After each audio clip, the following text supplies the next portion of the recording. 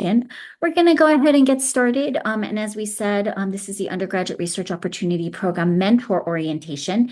I love that we have returning faces. This is a refresher for you. We'll have some chance in the beginning if you want to ask some specific questions about your needs and all of that. We are happy to answer specific questions. And we appreciate those who need the refresher, would like the refresher, just see this as an opportunity. And we welcome our new mentors. We love our new colleagues who are new to being a UROP Scholar Mentor. This is the Office of Undergraduate Research, and as Cindy has learned, I'm wild with the mouse, so I apologize if you see the mouse moving all over the place. I will try my best not to swing it all over the place, but we are the Office of Undergraduate Research. And just really quickly, because we do acknowledge the land that sustains and feeds us, this land, which is named for the Ute tribe, is a traditional and ancestral homeland of the Shoshone, Paiute, Goshute, and Ute tribes. The University of Utah recognizes and respects the enduring relationship that exists between many Indigenous peoples and their traditional homelands. We respect the sovereign relationship between tribes, states, and the federal government, and affirm the university's commitment to partner with Native nations and urban Indian communities through research, education, and community outreach. My name is Dr. Annie Isabel Fukushima. Many of you have received emails or communications from me. I'm so excited to be here with all of you. I will be leading today's presentation. I'm the Associate Dean of Undergraduate Studies and a Director of the Office of Undergraduate Research. I'm joined here by my colleague, and I'd like Cindy to introduce herself. She is a person. If she sends you an email, you should probably respond to it. So Cindy, go ahead and introduce yourself. Hi, everyone. I'm Cindy Greaves. I'm the Associate Director in the Office of Undergraduate Research. I coordinate and manage the UROP program. So we're currently getting all your students hired. We had orientation and soon to be getting them their funding. So let us know, reach out if you ever have any questions about any of the processes or how our program runs. Yes, and this office could not run the Undergraduate Research Opportunity Program without Cindy. She really is the grounding of the program. So if you have a question, feel free to send it to me, but you should know Cindy probably knows the answer as well. So you can always send Cindy a question. She bumps it my way if anything, and she's probably more responsive, more quick. So if you have a timely question, I would actually encourage you to actually connect with Cindy. You're more likely to get a quicker response from her, and she can channel it up to me. Other members of the Office of Undergraduate Research that you may come into communication with include Shelley Parker, who is our events manager, Angie Leva, who runs SPUR and summer programming and partnerships, and Sarah Cody, who runs our scholarships, as well as the Early Exploration Scholars Program. We also hire undergraduate research leaders. So if you have amazing students who are not graduating this year, we would love for them to come and work with the office if they would like to come and work with the office. So just as a FYI, we do hire undergraduates. A little bit about the office agenda for today with UROP orientation. I'm going to go over overview of OUR and research, mentoring students, and mentoring across difference. We'll talk about UROP mentor and mentee expectations and opportunities to collaborate with the office. And so for our returning mentors, this is a refresher. And for our new ones, this is your first time, so we welcome you. Just really quick, as a reminder, the Office of Undergraduate Research is housed in undergraduate studies, which from admission to graduation, we are committed to providing every student with an exceptional educational experience. And one of the ways we do that is through high impact practices, including undergraduate research. So the Office of Undergraduate Research is committed to collaborative research across the disciplines. We support students across the disciplines, across campus, and we have been doing this since 1987. So some of the things is we are committed to the university's mission with fostering student success through research, supporting and generating knowledge and discovery through innovation. And so we see our students as a central part of the research enterprise. We are an R1 institution, and we are committed to being a central office that supports our campus community with incorporating students in the research enterprise. And so just a little bit about that. You'll see us talking about these different facets of what the office provides, from supporting faculty-student collaborations, education and outreach, grants and awards, which you are you are mentors for one of our granting programs, which is UROP. It is the oldest program. We started off as UROP program in 1987, and we became the office in 2012. So you may still hear people referring to us by our haunting original name of UROP, but we are actually the Office of Undergraduate Research. We have expanded quite a bit to have dynamic programming, multiple programs, and this past year we supported 786 students with funds directly in their hands. We also provide research advising and recognition. And so one of the things we just want to remind all of you that we appreciate all of you for the mentoring that you do. We cannot do this work without you. And we know that research is a public good, that you are supporting students with solving societal problems, and that our students who are mentored by you become ambassadors of our institution. They go on to do lovely things, whether it is to become a colleague, so on for terminal degrees, higher, more advanced degrees, or they may go on after their undergraduate degrees into professional fields. Whatever they choose, we support it and we see it as success. And we know that their experience with you is an important one because it shapes how they feel about the university and about higher education in general. But some of the things that we know about undergraduate research that you already know because you are mentoring students is that students are more likely to be retained towards graduation, make decisions about their careers, and develop specific skills that are useful for their careers moving forward. And so we want to thank you for that commitment. And that what we want to say is that what you do with students is also not just research, but what you're doing is also teaching them.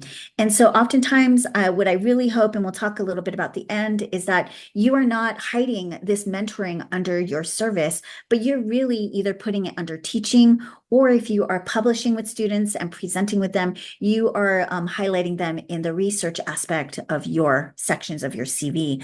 And so you do really wonderful work of helping students think like a researcher, as well as we create belonging through the research experience. We're scaffolding experiences. So you all are doing really important work for the institution, for our fields, right? So let's think beyond the University of Utah, but for our fields, you all are doing really important work. So really quickly, I would love to ask you lovely folks to just put in the chat, how many times have you mentored UROP scholars?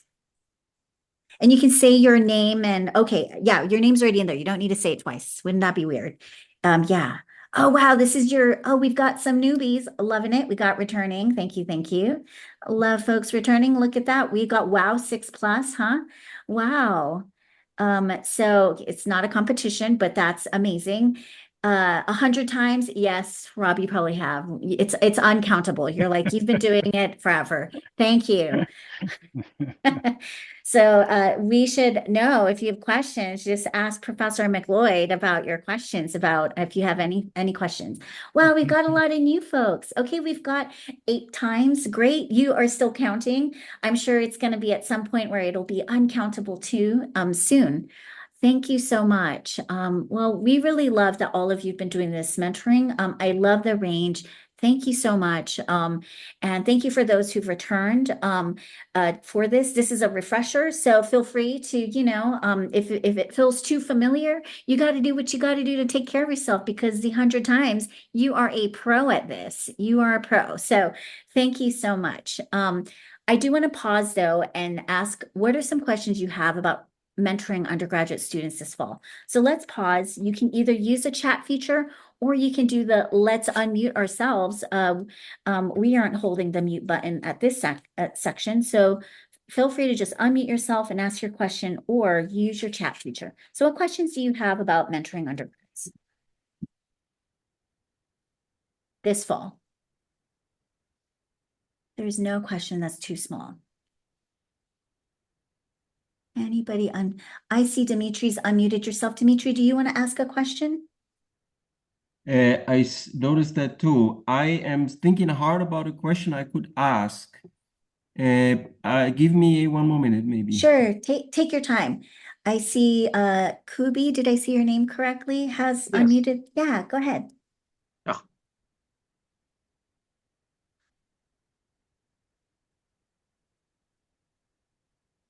Or was that an accident? Was it an absolute accident? Okay. So question. So here we have I'm going to go into outside of the work that I have proposed, looking forward to understanding the responsibilities that I might have towards them and the program. Yes. So you all have signed on to do this work. You are committed to mentoring students. And one of the things we'll go over the minimum requirements that your students have with hours and all of that. So we'll kind of cover that. So that will be clarified. But really, I think that one of the things is this is for many of the students, the first time that they're doing research. And so, you are building a future researcher, right? Or a future colleague or a future professional. And so there are many ways you can see yourself as mentor. It could be research mentor, you focus on skills. Some of you may make decisions to wrap other mentors around your students. Some of you may be the only mentor that they're working with. And so it will vary for each student themselves. And so we just want to remind ourselves we all work differently with mentoring our students, and that we encourage you to connect with the office if issues come up or questions come up, because we're really here to support you. We want you to be successful in mentoring your mentee. And we have here another, I'm happy to help anyone else, especially in engineering. We have onboarding process that has worked. Yes. Some of our bigger colleges are like, they are a beast when it comes to mentoring students. So definitely have really strong operations and support teams. And here we have we are competing with other campus jobs, and I'm concerned about retention. Can we provide supplemental funding to our students that give them a higher than?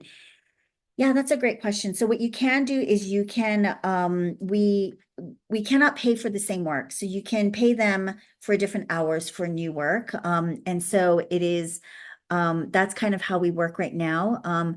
If we could grow the funds, just know, folks, I'm really trying hard every semester. This is the same thing that comes up. But as you know, we are in a time period of efficiencies and shifts in budgets. And so while I am working really hard, believe me, to grow the minimum wage, I can't grow it without also reducing the number of students that are supported. We usually say for the students that is 120 hours is about the average. That comes to about 8 to 10 hours a week. We encourage you not to have your students work during holidays. It's really not that much time. And so just kind of keep that in mind. And should we use the term UROP now? Oh, you can use UROP to refer to this program. This is UROP. So this program is called UROP, but the office is called the Office of Undergraduate Research. We can still use UROP. That's what we're talking about for this specific program. Any other questions coming up for folks?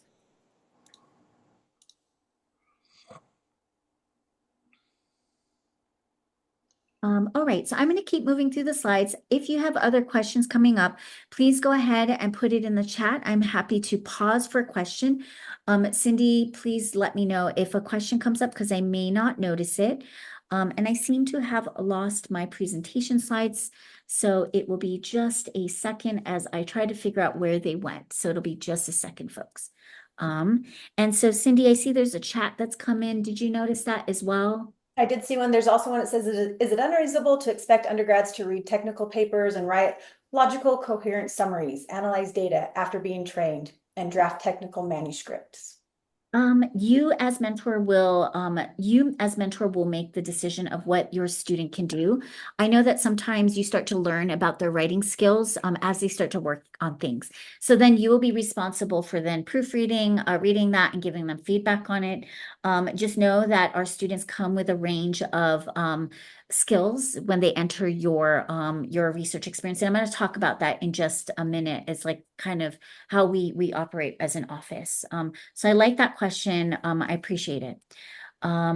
So more questions keep coming in. Just go ahead and plop them in the chat and Cindy will flag it for me as it comes up.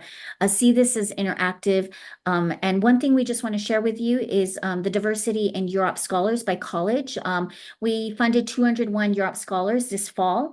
And this is how it breaks down. And so as you can see, engineering, medicine, and science and social behavioral sciences tend to be our biggest applicants and awardees. And so we encourage the smaller colleges and smaller participants to keep going at it. And we appreciate all of our reviewers who participated in the process. One thing we want to share with you that I'm going to remind folks about is we have merged our application process with Wilkes. And so we just want to share some of the numbers with the Wilkes scholars. So we awarded 32 Wilkes scholars. And it breaks down this way, with the highest coming from science, but participation from CSBS, engineering, humanities, mines, and medicine. And so lots of students being funded. And so 233 students were awarded this semester by the Office of Undergraduate Research. Generally, students who participate in our programming and get mentored by all of you generally have good GPAs of 3.65 or above. And what we know, though, is like at most, they're still experiencing the zigzag. And so we just want to keep that in mind, is that fall is actually the time period where students generally overcommit. And so they tend to do not as well in school. So please pay attention. I'm going to kind of talk about student wellness in a later slides. One of the things we want to also let you know, though, is that by doing this experience, we know the data shows that our students are more likely to be retained towards graduation, with 91% of our students graduating within 6 years and approximately 62 in the 4 years range.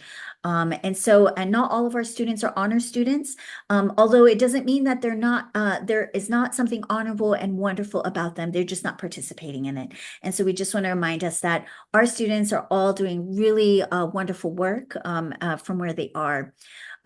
We had a new application system, so we want to pause for that and just remind all of you that we were using UROP, InfoReady for UROP and SPUR.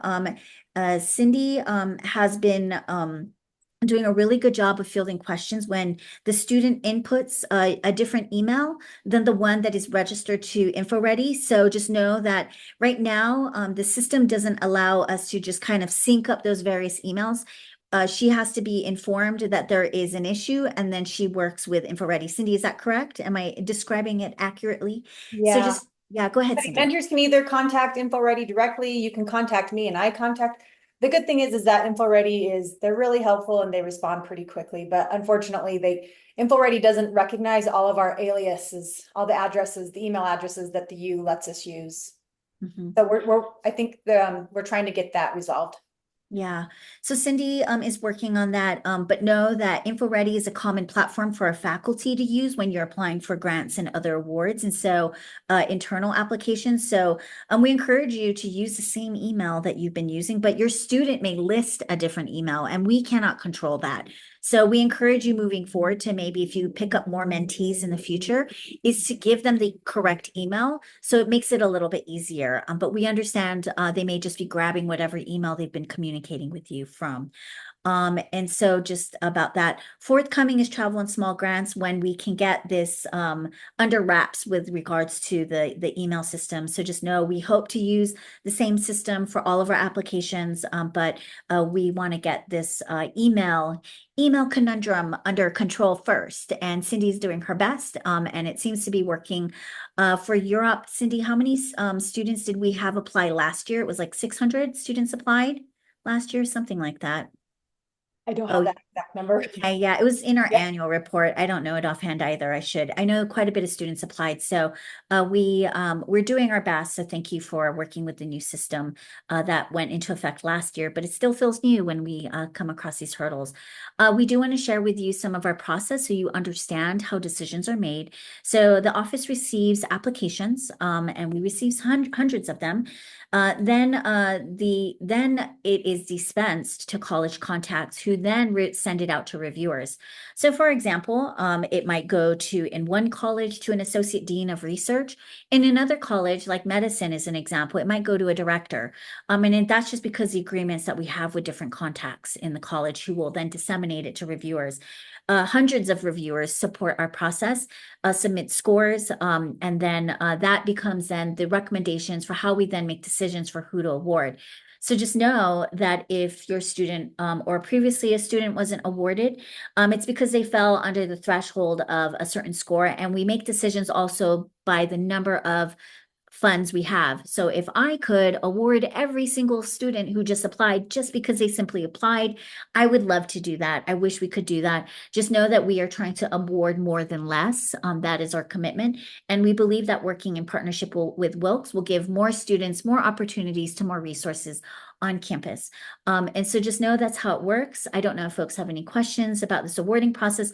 One thing you should know is if a student is rejected and would like to receive feedback, right now what we do is the mentor and the mentee, so the student needs to schedule to meet with me to receive that feedback. For those of you who have gone through it, I think I'm pretty good at giving feedback. I think we're very generous about it.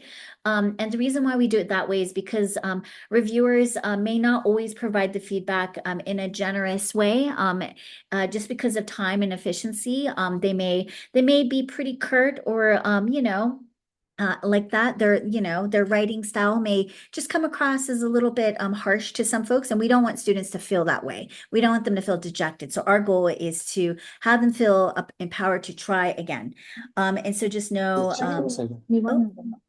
and so just know that is how that process works. Does anyone have questions about it? Is there a limit of students per faculty mentors? So yes, we limit it to 4 mentors, 4 students per mentor at most. And that's just to kind of help ensure that more faculty are eligible, because if we have that very popular professor raking up 20 students, that really impacts how widely we can distribute the resources. So it is currently limited to 4 max. It doesn't mean that all 4 of your students will be awarded. That's still based on the scoring of the reviewers. Cindy will send out a message that asks you to rank order them. And that's in case if there's a close call, then we can also take your recommendations into consideration. But generally, that's just kind of how that works. Cindy, any comments about that? No? Okay, great. So we'll kind of keep going through. So yes, Wilkes has merged their application process with the Office of Undergraduate Research UROP application. So every student who is submitting to UROP can also be considered for Wilkes if they check that little box.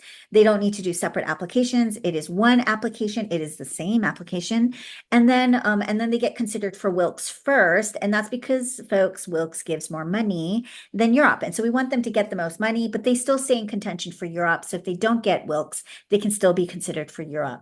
And so if you want to get feedback, I see about the proposals, you and your student are welcome to schedule an appointment with me together, so I can give you both the feedback together, because for us with the office, the application is a collaboration.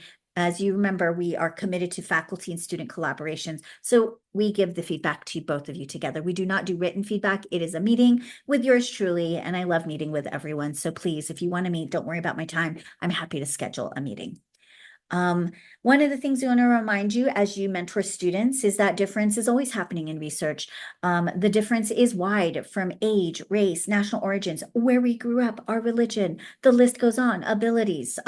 And so we know that things like race matter, because we can't unsee race. We know gender is beyond a binary. We know that we have experiences of folks coming as first gen to low income backgrounds that impact their experiences with higher education. We are all navigating difference in a variety of ways. And so one of the things we want to encourage you all to consider in your research labs or environments is that our commitment as a community of researchers is that we're committed to all students across difference, and we want to support our students so they don't feel left out. And so we know that difference is always operating. There's a hidden curriculum in higher education. We know from our own experiences that we did not come out of the womb knowing how to do research, folks. We had to learn how to do it. And so like how we had to learn it, we're also mentoring and teaching our students how to do it as well. And that we know that our students are oftentimes entering environments that may impact how they feel. They may have a psychological toll in hospital environments. And literally every single interaction a student is having on campus is impacting how they show up to do research with you, from when they're interacting with staff, with other students, when they're just moving around the space from the moment they got off the bus to entering the classroom.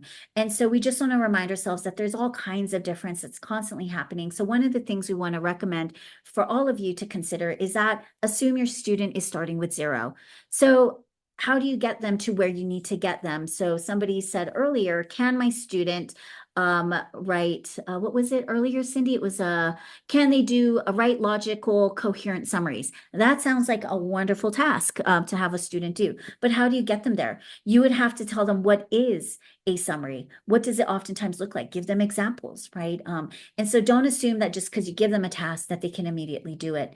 Assume terms that you are using is new to your student. We love jargon. We keep calling it UROP. Not everyone knows what UROP is. So one of the things we want to make sure is that we use and spell out the terms and explain it to our students and rephrase the meaning so that they understand that an opportunity and those words mean what they mean. Consider writing out text. So people have different learning. And so we oftentimes like to share our slides because we know that more people might be visual. Some people are auditory, so we need to run through this so you can hear it. And so we just want to make sure we remember that our students also have different learning styles. And that we want to encourage you to rethink the awarding the awarded, that just because a student has a wonderful, shiny resume with all those awards that they have gotten, don't rule out that student who doesn't have it. It just means they've never been considered for it, but they could be just as competitive, right? We also encourage you to share your messy drafts, challenges, and strategies for success with your student. You are modeling for them how to be successful in your field and area of expertise. And so one of the things we encourage you all to think about is, what do you know about difference in your field? What are your strengths and what could be strengthened? And you think about that and connect with campus resources for developing your expertise and how you support your students, and know that there's a plethora of campus resources there to support you and your student. And so let's see. So great. Any questions about this? I see I might have skipped some questions. So Cindy, feel free to just unmute yourself if you notice I skip a question. Any questions at this juncture? I see Peng is unmuted. Do you have a question? We have one that says that they're just here to learn. Should I mentor them to learn how I should mentor them, or how small of portions of work I should be define for them to have a meaningful contribution? Yeah, so you determine that with your student. You can go big and say like, our end goal is co-authorship on an article, right? Like, hey, that's a huge, huge goal, right? You can go for the big stuff. You can say we want to co-present, but one of the things is then really breaking it into chunks is what is needed to get there. And so I would be as specific as you possibly can with your student. And then you'll see how your student picks up stuff very quickly. And some of them may need more time. So you may give them some tasks and you find that they need more time on them. And so I usually, when I meet with students, I meet with my students very regularly. I meet with them weekly. And I move into less meetings when I see that they actually are able to they just need that time to either work on something or work through it. Sometimes I might wrap, if I'm doing team-based projects, other mentors and other people around that student. So then the students are meeting with other students who can support them. So it really varies depending on your kind of projects and your project needs.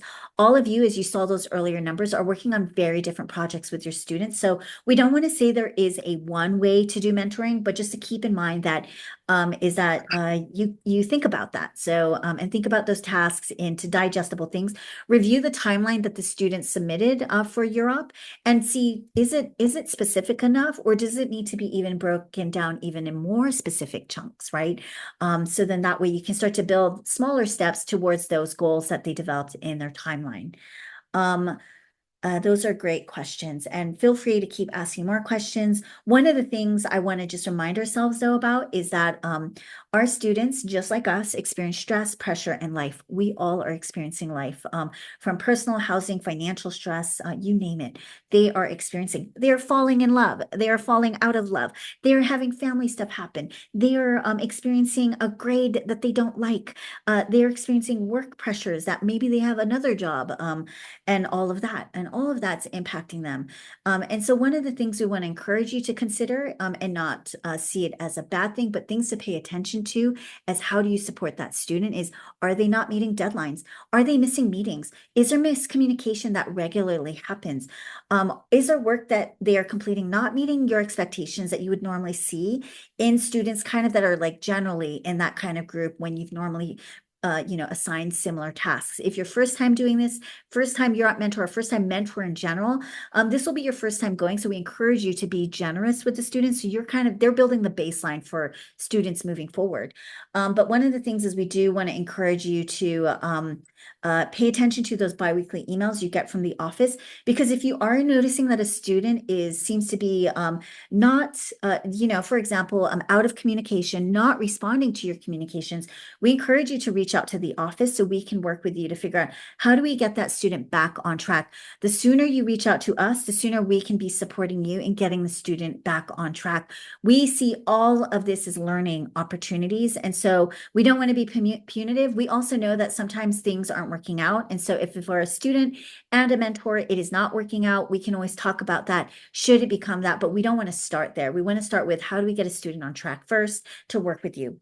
And so I hope that is helping folks, think about things. If a student is disclosing, things that are related to stress, difficulty sleeping, eating, or chronic medical realities, pay attention to that. You should make sure that student talk to them, ask them if they're connected to resources. If they're not connected to resources, ask them if they want to be connected to resources. There's a range of resources on campus that is available to our students that I'll share with you in just a hot minute. But I just wanted to make sure that you as mentors are paying attention to all of that, and that you yourself are paying attention to it for yourself and how it's impacting your communication with your mentees. But what we really encourage is proactive support and mentoring. One of the things is that we encourage you to consider what is effective communication between you and your mentee. We also, we do have Cindy, can you find on the Office of Undergraduate Research page, there is a resources page, there is a mentor-mentee agreement. You may have seen that, but on that page, Cindy's going to plop it in the chat in just a minute. But we encourage you to use that as a model, although it is not the only form. You might have your own kind of agreements.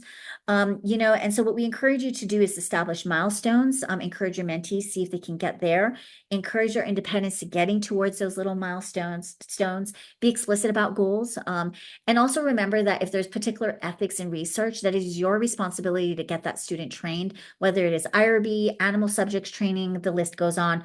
I know that with clinical research, there's different kinds of training your student needs to have so just keep that in mind, from HIPAA to what have you, right? So different fields have different ethical responsibilities. And so it is your responsibility to not assume that that student knows what those ethical responsibilities are. You are getting them there. Again, Cindy will communicate out to you pretty regularly. You'll get emails from her. They'll be like, how are things going? You can feel free to, what we will assume is the best is happening. So if we don't hear from you, we'll assume it is going wonderful. But just know that you can also tell us good news. Cindy loves getting good news and sharing it with the team. So send a message if good things are going well and great. And if it is going challenging, if there's challenges, please do connect with us, because we want to get you on track with your mentee. These slides, by the way, will be made available for you. So if you've been copiously taking notes, you are a wonderful A+ student, but you're not required to take notes. Cindy will be sharing the video and slides with you afterwards, but know that there's a range of resources for mental health resources, a reminder that you are mandated reporters with Title IX, as well as that there's case management support with the Dean of Students. So if you're noticing financial or housing insecurity in your student, or they're talking about that there are offices that are dedicated to supporting them. If your student's experiencing time management issues, right? Student success coaches are really good at supporting students in troubleshooting and thinking through that, as well as that we live with a range of abilities. And so just keep that in mind and encourage your student to get connected with disability access resources if they need that, as well as that there's an office for first gen that builds community if your student is a first generation college goer. I noticed somebody unmuted themselves. Did they want to ask a question?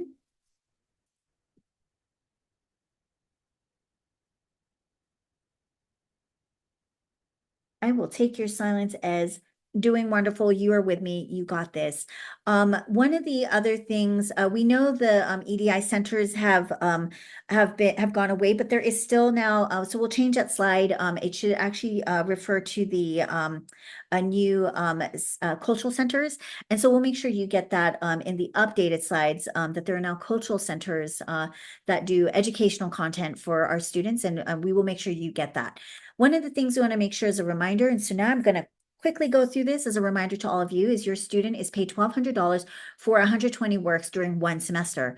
If you're going above that, then you're putting your student into overtime, and then you can then figure out where those funds come from your own research or your own college.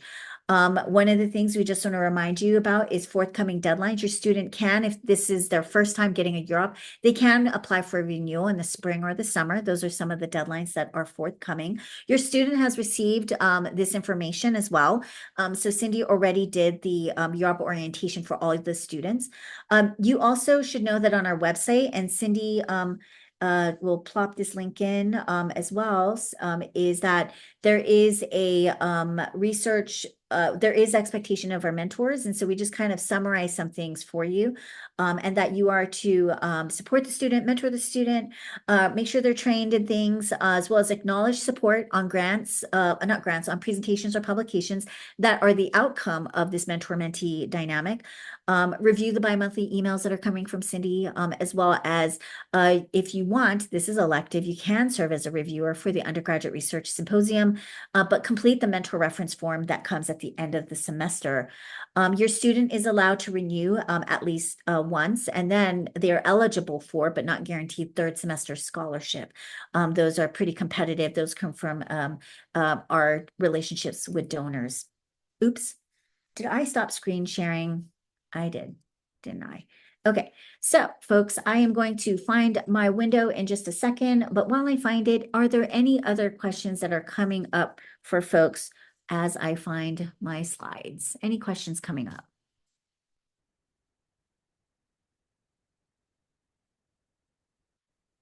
All right, I can't seem to find my slides, and it's kind of one of those things where you're like, wow, I'm really good at doing, I've done online class courses, so I would know how to teach this. Hey, Cindy, can you do me a favor and drop in the slides into here? Oh, there, is this it? This is it. Okay, so there. Okay, found it. Great, I'm doing good. Okay, so your students have already received this information. Can folks still see my slides? Cindy, can you verbally confirm? No, I might be looking at. No, you can't see it because I am just are you just looking at each other? Is that what was happening? Yeah, no worries. We love looking at each other. Our colleagues are wonderful people to stare at. I will find the slides one more time. There it is. Okay. So Cindy did go over this with your mentees about pay schedule and stipends and all that. It is not your job to worry about that. That is why the office does this. This is to support you. So please, any pay questions, just simply forward your mentee, tell your mentee to contact Cindy. You do not have to be the conduit for asking these questions. They are now employees of the university, unless if they are set up with a scholarship. And so please make sure that if they have any questions about their stipends, schedules, and all that, is that they literally reach out to Cindy. If any reason a student has to withdraw from the process, we know life happens.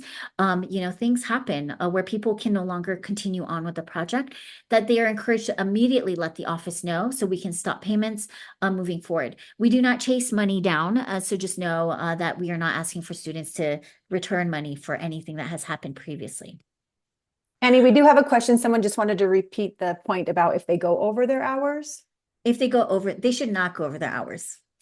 So if you plan to go over your hours, then you should come up with a strategy for supporting that student with your own research funds from your college or from your own research accounts. We cannot pay for overtime. This is all we can give them.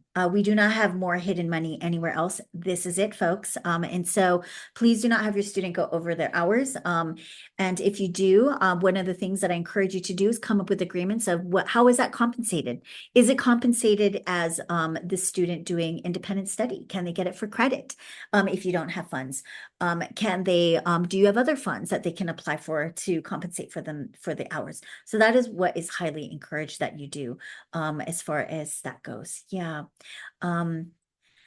The education series, your students are required to attend 2 of these. Is that correct, Cindy, 2? Yes, it says it on the website. Look at that. It's actually boldly written on our website.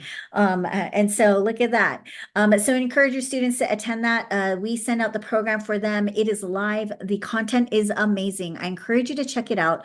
What you will see in the education series, and I'm actually just going to show you that, is that we have really cool content happening this semester. So when you go to it, you will find on our, well, that's the mentor panel. So why did it take us there? I am going to go here to this one, and you will see that we have lots of content. It is at the tip of your students' fingers. They can go back to older content. So you'll find that all of this has dates on it. So these events are live, but you will find that there are things on demand. So we encourage you to keyword search it, check it out, because say, hey, you know what? I want my student to do an abstract, but they don't know what an abstract is or a summary. You'll find that we actually have content on that. So I encourage you to do that, is to check it out. There's lots of content. This semester we have some pretty awesome content in store for our students. So I encourage you to send your students that way. Really amazing programming with our partners across campus. Your students are required to present at the Undergraduate Research Symposium by the time they graduate. They don't have to do it this semester. So if they want to do it in person, which it's actually really fun to do it in person, I encourage your student to do it in the spring or in the summer before they graduate. If you want your student to get course credit, that was asked in the chat, that would have to be through your college. So your college would have to offer that independent study with the students. So I know with my college, I have independent studies that my students can regularly sign up for that go active when they sign up for that with me. So you would have to work that out with your department, actually, not at the college level. It would be at the departmental or divisional level. So your students required to present at the symposium. We do think that research dissemination is an important part of the research experience. And so this is a great way for students to talk out loud. We work with hundreds of poster evaluators who audience our events and give students, are their audience during the events, and ask them questions. So sometimes you'll see a random person talking to your student, and they might be a poster evaluator. So be kind to them, folks. They are doing a lovely service for the institution, and we appreciate it. Those end up in our annual report, which I will share later. But you do receive a final report, so does your mentee. So please fill out these end of semester final report for UROP. This helps us see what students are experiencing, as well as what our mentors are experiencing as well. So some things I want to just make sure you all are aware of is there's tons of opportunities for you. And so opportunities for faculty is that you are affiliated with the office once you start mentoring undergraduate researchers as a UROP mentor or SPUR mentor. And so Cindy has already sent this to you, but just in case, you should know, please fill it out. If you haven't, we get you updated on our website. If you're looking at your faculty affiliate profile, so when you go to this faculty mentors link, Cindy, can you drop that in there and you look at it and you see yourself and you're like, hey, I don't really like how I'm appearing. You know what? We're not going to change it until you change it. So you need to fill out that form. So go ahead and fill out that form. We'll go ahead and update it. Otherwise, it will be as is. If there's not very much information, then please do let us know, and we're happy to fill it in with what you need. You can fill it with as much information or as little as you would like to see on there. If you'd like to request a class presentation for us to come to present to your students about opportunities, please do invite us. We love giving class presentations. You can also incorporate the education series in your course content. And so all of that. So Cindy, if you can share with them this faculty mentors link, as well as this faculty affiliate form. I know you sent an email about it, but just in case. If you're applying for grants, please know that I do provide letters of support, letters of collaboration. We also go in on grants with folks if they're interested in that. But we also know that we cannot be a part of everything, folks. We need you all to kind of do your thing, and we love it. We want to support you. So if you're applying for grants, you need a letter of collaboration or support, please do reach out. For example, I do tons for NSF REUs, NIH grants as well for R25s. And so if you plan to apply for grants and want support and want to incorporate students and undergraduate researchers in your grant, please do it. We love it when you do it. We need you to do it. We need you doing the research with the students. We cannot fund everyone. If you need more infrastructure to support it, your student, and you want to incorporate them into our operations, we do that. Examples of that would be, for example, the Happiest Project, as well as Reach You Too. We have partnerships with these offices where we embed more of their operations into our office because it helps them. So if if you're applying for grants and you need more support, you should know that you can reach out to us. We can partner to figure out how can we support you. But there's some that really don't need a lot of infrastructure because their colleges have that infrastructure for them. College of Science and Engineering have more infrastructure. So we do provide letters of collaboration for them, and they tend to kind of independently work on it, but partner with us in the summer, for example. So we encourage you, if you would like support, to reach out to the office. Also know that if, oh, go ahead. Was there a question? I'm hearing voices. Okay. Cindy, do you want to meet them? Oh, Karna, we're going to meet them. Okay, great. One of the things we do want to recommend you do is, if you want to post opportunities with you, anyone that is faculty on campus that is a PI on a grant or a project, or just working independently on something that's recruiting students, whether it is for independent study, paid research, volunteer research, which we're not super fans of, we encourage you to encourage that student to apply for UROP. Is that start off with the volunteer, turn it into paid opportunity. Is that we encourage that, is that you can post that opportunity. The office makes an asset for you, post it to our database. We have hundreds of opportunities on campus that we're posting every year. Last year, we posted about 500 opportunities with faculty across campus. So please take advantage of it. Our students are finding it. They're finding you because of it. So please do post the opportunity. One of the things we want to remind you about is our awards ceremony. We do it every year in April. And so we encourage you and your students to be nominated.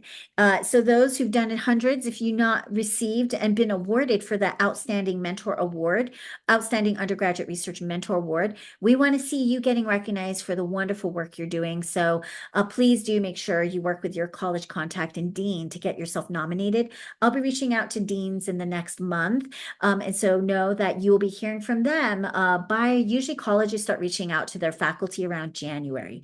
And so we encourage you to reach out to your chair and your dean if you're interested in being nominated.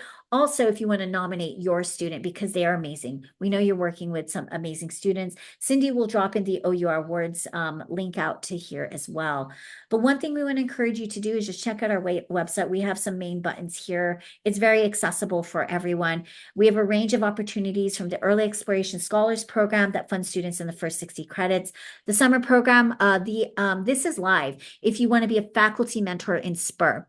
In SPUR, we pay the student to work full-time with the faculty, and we will be selecting 25 faculty to be supported with their students, 100% supported. Those students can also have housing.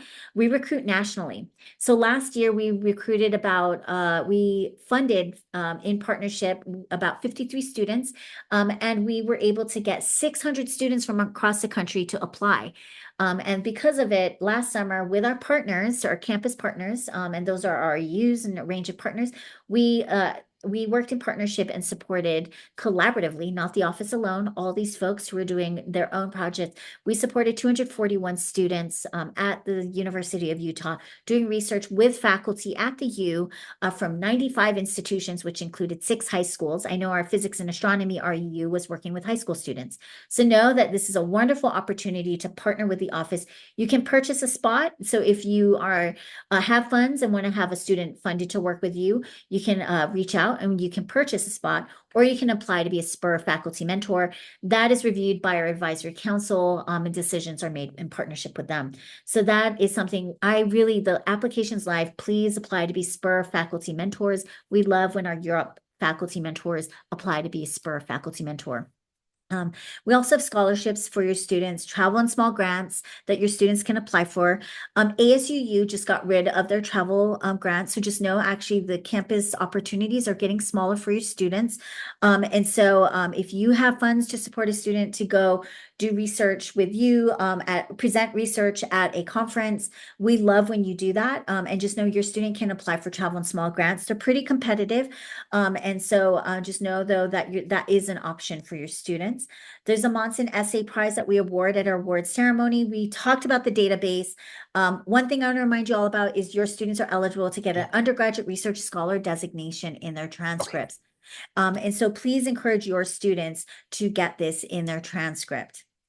Um, so we also have a journal that we publish, and this is actually now, hey folks, really exciting. We're in talks with the library to get this also recirculated in JSTOR. So I'm hoping this happens. It's already searchable and indexable, because it is published with Press Books. And so know that this is a really wonderful opportunity for students to publish in. Make sure if your student is publishing in this that you are reviewing it.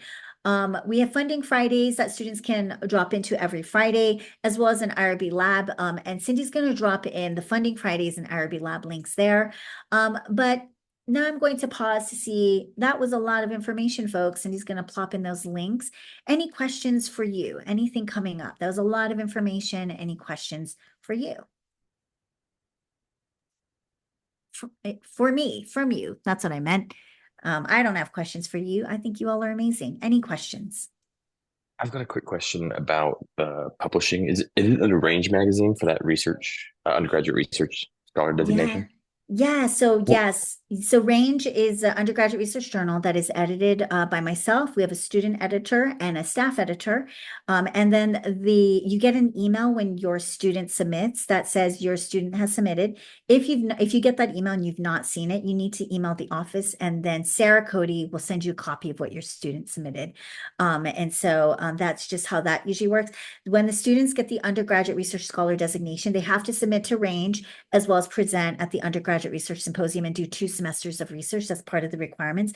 The 2 semesters of research doesn't have to be UROP. It can be, and it could be anything from independent volunteering research with you spending substantive time with you doing research. You as a faculty will know that that was meaningful time in research, and you will be signing off on it. So that's how that works. I hope that answered your question for the undergraduate research scholar designation and the journal.